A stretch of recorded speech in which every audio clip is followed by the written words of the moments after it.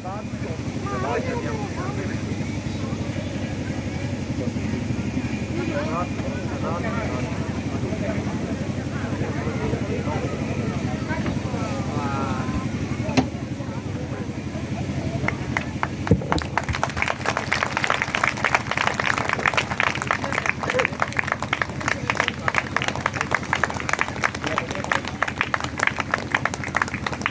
अस्सलाम वालेकुम, नमस्कार।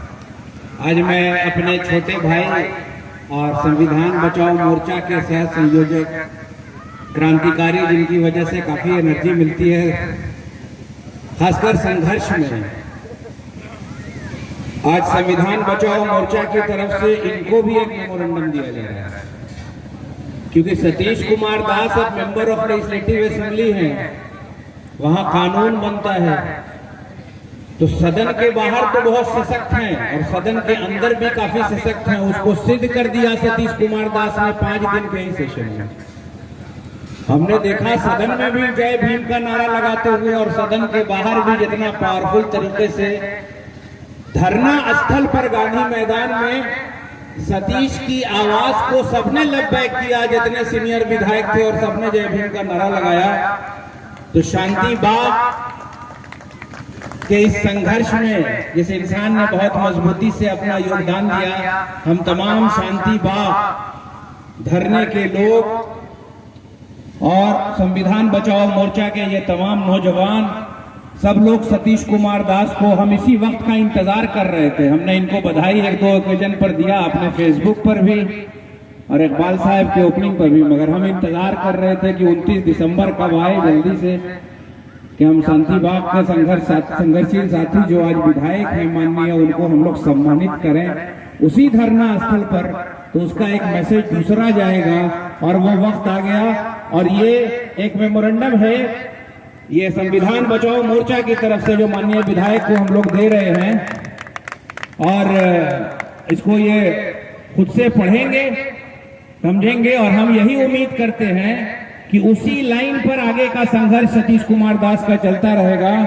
इसमें कुछ 2-3 बहुत इंपॉर्टेंट बातें लिखी हुई हैं, जिसको ये खुद से पढ़ेंगे, इसी संघर्ष के बारे में लिखी हुई हैं। और आज का जो हिंदुस्तान का निजाम है, जिस आइडियोलॉजी, जिस सिद्धांत के खिलाफ ये बड़े मुखर वक्ता हैं, जिस मनुवाद के खिलाफ और मनुस्मृति के खिलाफ हमेशा बोलते रहते हैं, मेरा जो शुरू से सिद्धांत है, हमने जिस एकता की बात की है उसी के बारे में इनको ये दिया है। और मुझे इस बात की पूरी उम्मीद है कि सतीश दास सड़क से लेकर सदन तक, हम लोग तो सिर्फ सड़क तक ही हैं, मगर हमारा एक साथी सदन में भी हम लोगों की आवाज को बुलंद करेगा बहुत मजबूती से।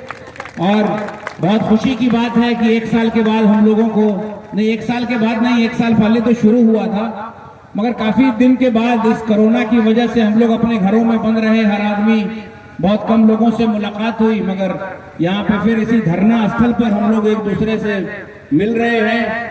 और जैसा कि हमारे को कन्वेनर ने कहा और तमाम वक्ताओं ने, शाहिद साहब और जितने लोग, इकबाल साहब ने बहुत जज्बाती बात, बहुत अच्छी बात, नुसरत जी ने और फातिमा जी ने और तमाम वक्ता, सर हम किसी की खिलाफत नहीं करते।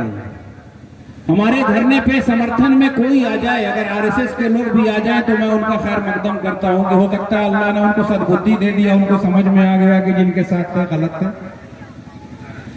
असल ये लोकतांत्रिक व्यवस्था है, हम किसी इंडिविजुअल को टारगेट नहीं करते, हम उसके सिद्धांत को टारगेट करते। इंडिविजुअल को टारगेट इसलिए नहीं करते और करना भी नहीं चाहिए कि हो सकता है वो इंडिविजुअल कब इस जमायत में आ जाए जहां उसको सर पे रख दिया जाए टोपी, वो सेकुलर हो जाए, इसलिए नहीं करते। सिद्धांत की लड़ाई होती है, सिद्धांत गलत है, जिस लाइन पे सरकार जा रही है वो गलत है। सर ये सबसे बड़ा प्रॉब्लम ये है कि हिंदुस्तान की ये सुंदर डेमोक्रेसी, संविधान के निर्माता बाबा साहेब भीमराव अंबेडकर और तमाम लोगों के संघर्ष के बाद एक सुंदर संविधान हम लोगों को मिला।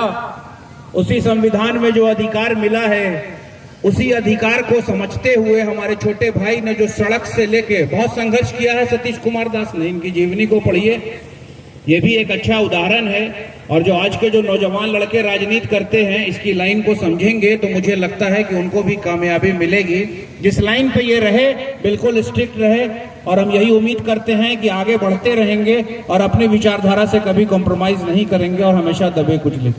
दो चीज को समझ लीजिए, एक डेमोक्रेसी कमजोर क्यों हो रही है? डेमोक्रेसी कमजोर इसलिए हो रही है कि मैं बार बार कहता हूं, मुसोलिनी और हिटलर की दोहाई देते हैं सर, उस टाइम के इसको पढ़िए, उसका जो सिद्धांत था वही सिद्धांत तो मोदी और आरएसएस ने लाया है। सर कल शमशाद साहब पर अटैक हुआ तो बगलगीर खामोश है। अरे भैया उनका मसला है, छोड़िए तो सही। 15 लाख की बात हुई, कुछ लोग पूछ रहे थे, बोले अरे छोड़िए ना, वो तो जुमला था, मोदी से किसी ने सवाल ही नहीं किया। अब नोटबंदी किया मोदी जी ने तो ऑन रिकॉर्ड पब्लिक डोमेन में कहा, भाइयों और बहनों मुझे 50 दिन का वक्त दीजिए, मैं पूरे काले धन को ले आऊंगा और ये करूंगा वो करूंगा, और कुछ नहीं हुआ। हिंदुस्तान तबाह बर्बाद हो गया, एक आदमी पूछने वाला नहीं। सर नोटबंदी के जमाने में 100 से ज्यादा लोग लाइन लगा के मर गए, 302 का मुकदमा हिंदुस्तान के प्रधानमंत्री पे नहीं है। सर लोकतंत्र में आपको अधिकार मिला है। जीएसटी का काला कानून आया, उसकी वजह से तमाम छोटे मोटे बिजनेसमैन खत्म हो गए, समाज खंडित है। दुर्भाग्य इस बात का है, मुझे एक बात बहुत पसंद आई अपने नौजवान विधायक की, बोला पार्टी तो सेकेंडरी होती है, विचारधारा प्राइमरी है। जो बात इनको समझ में आएगी उसके लिए मुखर वक्ता रहेंगे, यही चाहिए आज इस डेमोक्रेसी को बचाने में। दिक्कत वो नहीं है साहब, दिक्कत यह है कि हम लोगों ने ऐसी गुलामी कर ली है पार्टियों की। आज वो जो आरएसएस और बीजेपी से जो जुड़े हुए लोग हैं वो भी बड़े परेशान हैं, वो भी अपनी बात रख रहे हैं, मगर उनको प्रॉब्लम ये हो गया है, ये जान रहे हैं कि ये गलत हो रहा है, ये आने वाले जनरेशन के लिए बिल्कुल गलत होगा, हम लोग तबाह बर्बाद हो जाएंगे। मगर ऐसा है, भक्तिज्म है, उनको लग रहा है नहीं मोदी जो कर रहे हैं, जो गलत कर रहे हैं, मुझे मार भी दे तो वो भी सही है। एक छोटा सा उदाहरण है और नाजी के हिटलर का। जर्मन के पार्लियामेंट में हिटलर आया था तो हाथ में एक चिकन लेके आया था, आप लोगों को पता होगा, मुर्गी। लोगों ने बोला जो बैठे थे कि भैया ये मुर्गी लेके क्यों आया? हिटलर ऐसे खड़े थे और एक एक पंख उसका उखाड़ रहे थे, ऐसे चिल्ला रही थी जोर जोर से। मोदी ने जब जेएनयू पर वार किया तो वहां का बच्चा बच्ची चिल्ला रहा था, मगर बगल में बैठे रईसजादे दिल्ली के लोग आराम से सो रहे थे। मुर्गी चिल्ला रही थी तो बोलने वाला नहीं था, एक एक पर कौड़ रहा था। जब अलीगढ़ मुस्लिम यूनिवर्सिटी में जुल्म हुआ तो बगल के लोग आराम से सो रहे थे, बोल रहे थे हर हर मोदी, घर घर मोदी। बेसियों के बच्चों पर भी जुल्म हुआ, कोई बोलने वाला नहीं।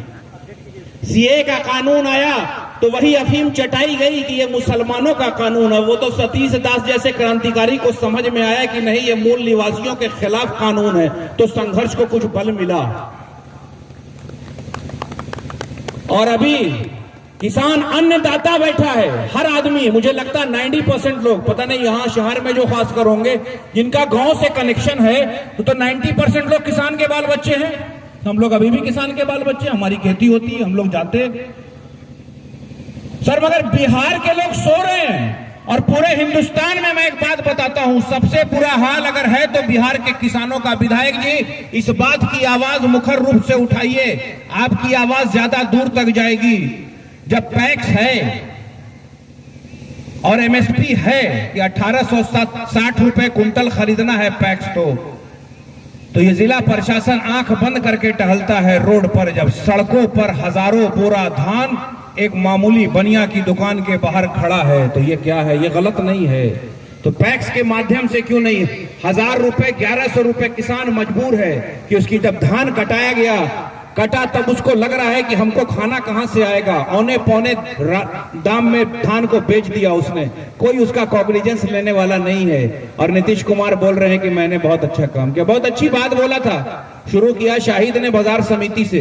बाजार समिति वही है जो पंजाब का किसान लड़ रहा है मंडी के लिए, खत्म कर दिया नीतीश कुमार जी ने। पैक्स का क्या हाल है सब लोग बता दीजिए, पैक्स का कितना बुरा हाल है, किसी का धान क्रय नहीं होता है। इसलिए मुद्दा बहुत ज्वलित है और हम ये कहते हैं आप तमाम लोगों का बहुत बहुत शुक्रिया। हम तमाम लोग फिर अपना कीमती वक्त लेके इकट्ठा हुए। अब एसडीओ साहब को लगा कि पता नहीं फिर से कोई क्रांति होगी, कल से लगे फोन करना। कोविड है, हमने उनको कहा भैया फोन पे ये डेमोक्रेसी है, व्यवस्था के खिलाफ धरना देने का परमिशन नहीं होता है। हम लोग आपको सूचना इसलिए देते हैं कि आप अपना लॉ एंड ऑर्डर देखिए, हम प्रोटेस्ट कर रहे हैं व्यवस्था के खिलाफ, आपके ऑर्डर की थोड़ी जरूरत है। और भैया हम लोगों ने तो यहां संघर्ष करके गया में एक नजीर कायम किया है। ये तमाम नौजवान लड़कों ने जिन्होंने 0.1% 3 महीना लगातार यहां संघर्ष हुआ है, मगर कहीं 0.1% वायलेंस नहीं होने दिया। एडमिनिस्ट्रेशन को तो शांति से सोने दिया गया, मगर हम लोगों ने मजबूती से अपनी बात को रखी, जो बादशाह वक्त के कान तक पहुंची है। ऐसा मत समझिए कि नहीं पहुंची है, बादशाह वक्त को एहसास हुआ। और अभी जो किसान उठा है ना, आप जब टोपी पहन के लंगर में कर रहे हैं, वो खूबसूरती कितनी अच्छी लगती है। यही तो गंगा जमनी तहजीब है, जिसके 100वें वर्षगांठ पर ये नरेंद्र मोदी भाषण दे रहे थे। वही सर सैयद अहमद खान ने तो कहा था, ये हिंदुस्तान एक खूबसूरत दुल्हन है जिसकी एक आंख हिंदू और दूसरी मुसलमान है, एक को फोड़ोगे तो दुल्हन बदसूरत हो जाएगी।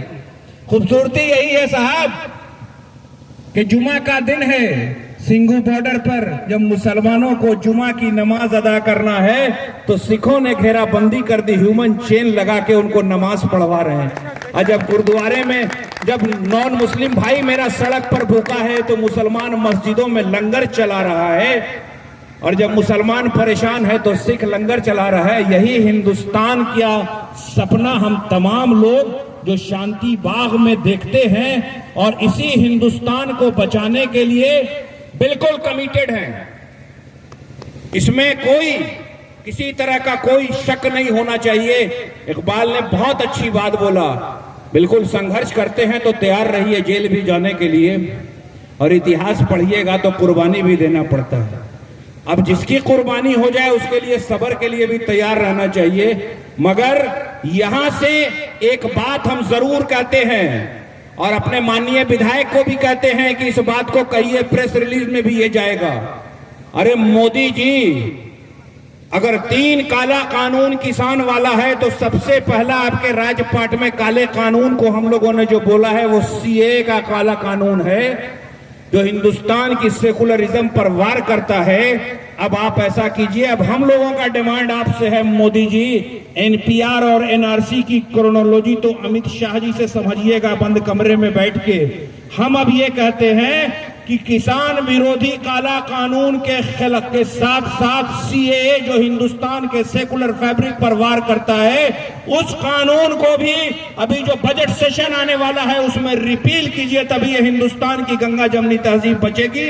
और नहीं तो संविधान बचाओ मोर्चा के बैनर तले हम तमाम लोग फिर इसी तरह का धरना, सस्टेन धरना शुरू करेंगे, किसानों के हित के लिए, गरीबों के हित के लिए और ये काला कानून वापस कराने के लिए। वक्त हो गया खत्म।